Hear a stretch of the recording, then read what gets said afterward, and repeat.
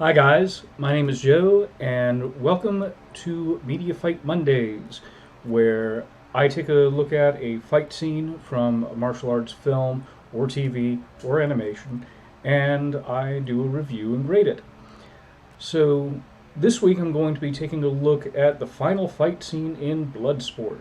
Obviously, of the actors we have, Jean-Claude Van Damme, who's incredibly famous as a martial arts actor. We also have Bolo Yeung, or Young Tae, probably mispronouncing that. Um, so, the background for Van Damme. He started off in Shotokan Karate, also studied some kickboxing. Later on, it said that he also studied Muay Thai as well as Taekwondo. He certainly does a decent imitation of Muay Thai in some of his flicks. For Bolo, he, from what I could find on his background, he studied under several different Kung Fu teachers in his youth. In the past several years, he has preferred Tai Chi, actually. He's probably most famous for his physique, and he was actually a Hong Kong bodybuilding champ for several years. Now, the fight choreographer for this film was Frank Dux, actually. Frank Dux is a controversial figure, which is a polite way of saying he's a fraud. But he was a fight choreographer for this movie as well as Double Impact and Only the Strong. And if he had only been a fight choreographer, I think I would appreciate him more. Instead, we're talking, he has stolen valor from the military, claiming that he is a Medal of Honor recipient. He is not.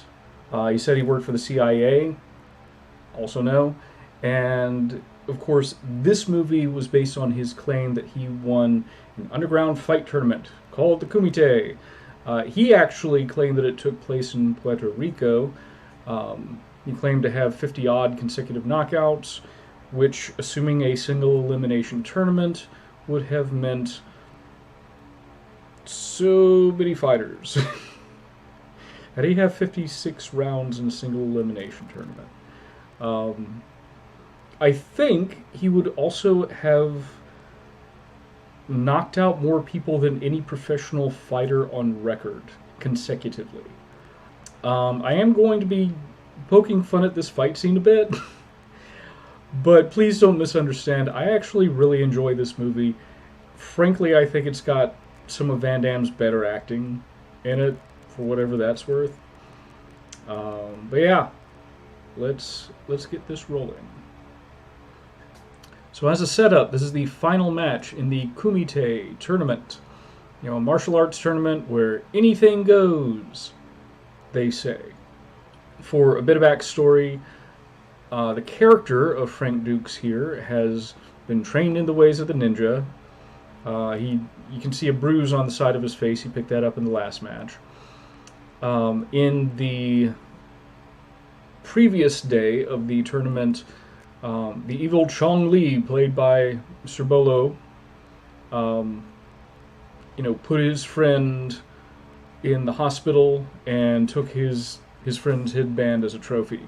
So, this isn't just the final of a tournament, it's personal. Here we go.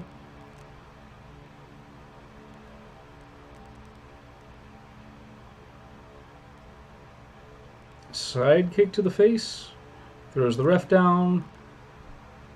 He jumps on the ref and goes for a flying sidekick. Okay. For the sake of realism, that was incredibly risky, because if you've just been thrown to your knees, you're probably just going to pop right back up. There was nothing to prevent that ref from just standing back up. And also, he's wearing a silk uniform, and I'm pretty sure the soles of the character Frank Dukes' feet are probably sweaty. He's already had a fight today. He's got that adrenaline going through him. So it's pretty unrealistic that the guy wouldn't have moved or that he wouldn't have slipped off of his shoulder. With that being said, I must admit that I like the visual.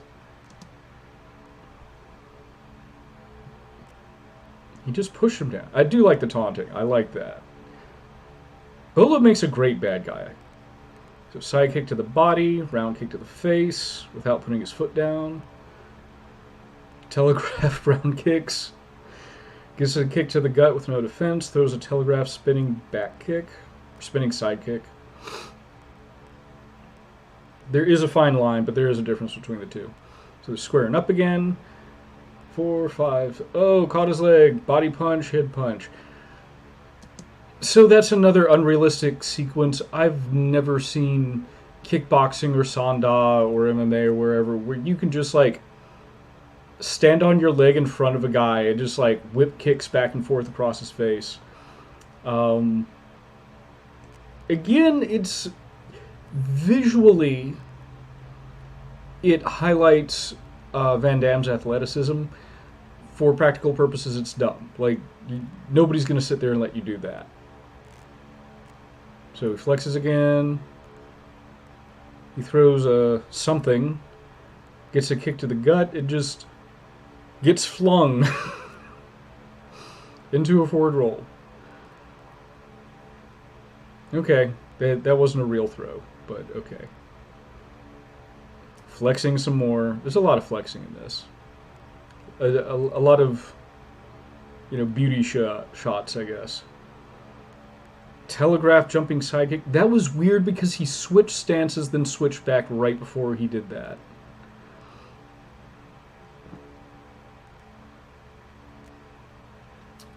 And shakes it off.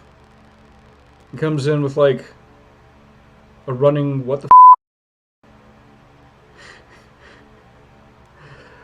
Okay, let's talk about that. So Chong Li ran at him with his hands clasped together.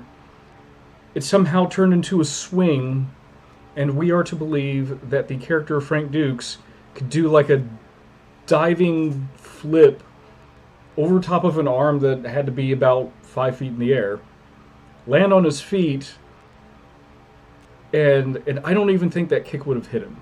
If somebody's like over your shoulder and behind you, I don't think that you can hit them. Not from that angle. Again, it highlights Van Damme's athleticism, his flexibility in this case. But as far as realism goes, nah.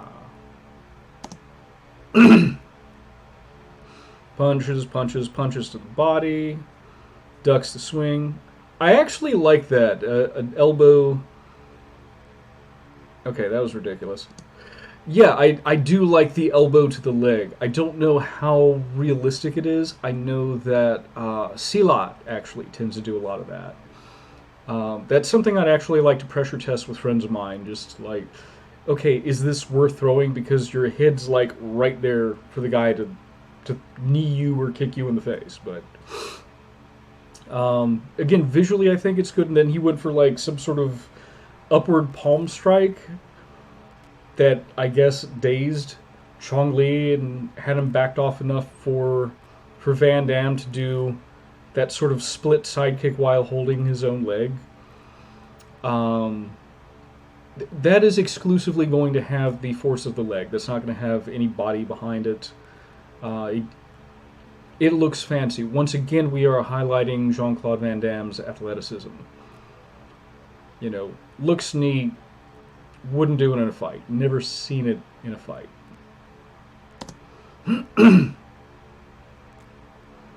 More flexing. Okay. More flexing. That was a big flex.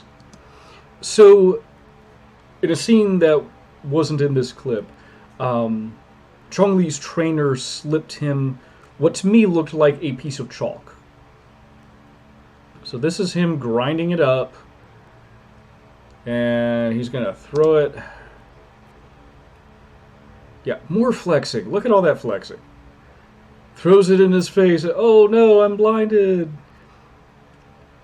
I'm pretty sure they switched out the substance because I think what he had in his hand would not powder like that. So he caught the kick, punch to the body, tossed him off to the side. But now he's blinded and his vision is compromised. That actually doesn't look all that compromised. He looks like he can see well enough. Why isn't he blinking, though? Blinking gets stuff out of your eyes. Punches the air, takes another kick to the body for his troubles. That's the same kick and a punch to the back, a punch to like the scapula. Ooh. And a series of open hand strikes, including, I guess, like a ridge hand to the side of the head and a couple of palm strikes. But yeah, why don't you blink? Because blinking gets stuff out of your eyes. That's entirely what the tear ducts are designed to do, and he's not doing it. So again, we're taking down the realism for the sake of the drama. It is interesting. Again, Chong Li hit him with that left round kick to the body. That's the second time in this sequence or in this fight he's been hit with that move. So, is he vulnerable to that? I don't think that that's necessarily the story that they were telling, but I think it's an interesting little tidbit. And Bolo makes such a great bad guy. Like, he just loves what he's doing. Like, Chong Li and the Kurgan from Highlander are some of my favorite villains of all time, because they're just like, look at what a bad dude I am. I'm evil. Does a stomp to the gut. A kick to the body. Again with the left leg. That's interesting, and I don't think intentional. That was weird. That looked like it was meant to be a side kick to the face, but it almost like looped and hit him on the return and caused him to stumble back. And again, he's flexing. Ah! So now Van Damme has grown frustrated, or the character of Frank Dux. I can't see. I am so frustrated. I am yelling in anguish. I can't see my own hands in front of me, even though, with the camera perspective we've seen earlier, his vision's like a little blurry, but it's not bad. More flexing and screaming. See, you can see, dude. You're seeing light. You're seeing individual lights. You could see a shape in front of you. We've seen that. Okay, so now he's getting centered. He's finding himself. He's remembering his training. Because earlier in the film, there was a training montage that included him being blindfolded and learning how to fight like that. I don't know why he just couldn't do that all the time, and it has to be under these special circumstances, but okay. Yeah, he's finding himself. Blocks the punch, which came at a weird angle, but okay. Side kick to the body. That's another weird throw. More flexing. Okay, flexing doesn't help you at all in a fight. Except maybe like taking a shot, but staying flexed all the time. Ah! No, you're the referee. Staying flexed all the time is going to make you slower. Ooh, side kick to the face. And that's not the first. That's at least the third time he's done that. Not including flying side kicks. Van Damme likes the side kicks in this movie. Sweeping his arms in front of him. Maybe he's looking to feel out his opponent. That's actually not a bad touch. I don't know what that was all about. Hook kick. He also likes his hook kicks. He ducks the hook kicks. Ducks the hook kicks. Ducks the hook kicks. Why would you keep throwing the same thing up when the guy... That's 4 missed kicks. He did the same thing 4 times. Yep. And he's just gonna... We're just doing gymnastics now. That was not an attack. That was a weird defense. So jumping back kick. This is actually the specialty of Benny the Jet Urquidez. Well, maybe not that. I think he spun. Anyway. Spinning helicopter kick to the face. That's 2. 3. And 1 more for good measure. And Bolo's doing a good job here of like, I am punch drunk.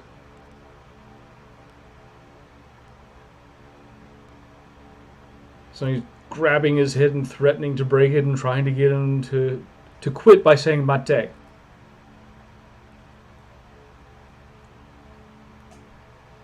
The ref slaps the mat. Yeah. Wow, how do we grade this? Realism is going to be really low. There wasn't a whole lot in terms of defense for this. There was a lot of guys just smacking each other with their feet, mostly. Some of the choice of targets were unusual for the sake of realism. Again, at one point, Chong Li like punches him in the scapula, which is like sort of a small shield on the back. I don't know why he would choose that punch. A guy does a forward roll at you, and you just do a jumping split. Again, visually, it looks cool. That wasn't an attack, and that was a stupid defense. Like, it is very energy efficient. Why wouldn't you just, like, step 4 inches to the side and be out of the way? So, I have to say, I do love the visuals. I do. But we are grading on realism. So for realism, I'm giving it a D-, and the only reason I'm not giving it an F is because actual martial arts techniques get used. As far as the story that's being told, I'm going to be kinder. We do get Chong Li sort of cheating, which is interesting because I was actually thinking as I was, I watched a bit of this back before I started showing it on here. He's never cheated in any of the other fights. We haven't heard of him as being a cheat. So it's very interesting that they decided that in this fight in particular, he will cheat. That could be played up. You could infer as a member of the audience that he sees Frank Dux as such a threat that he knows he's going to have to cheat. Because he's just straight up been killing dudes. Killed a guy in his last fight, killed a guy in the finals of the last event. We hear that story being told. And he didn't have to cheat during that. He just, straight up murks dudes. I guess you couldn't also have the audience cheer for Chong Li. Again, Bolo Yeung does a great job of being a heel. Pro wrestling term for a bad guy. I like it. I like how he really enjoys being the villain. There are times he uses taunts. Like that little motion there. He's celebrating before he's actually won the fight when he's got, Frank Dux down. He enjoys being the bad guy. He enjoys dominating people. He enjoys winning. I appreciate that characterization. I like it a lot. The character of Frank Dux. Man, that guy likes throwing his side kicks a lot. And his hook kicks.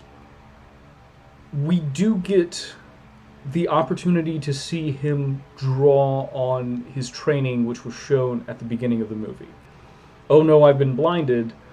Let me focus myself and use my training to harness my sixth sense. Like the highest level that my sensei has taught me, or shidoshi, I think is the term he uses. So, story-wise, taken with the rest of the movie, I really like that.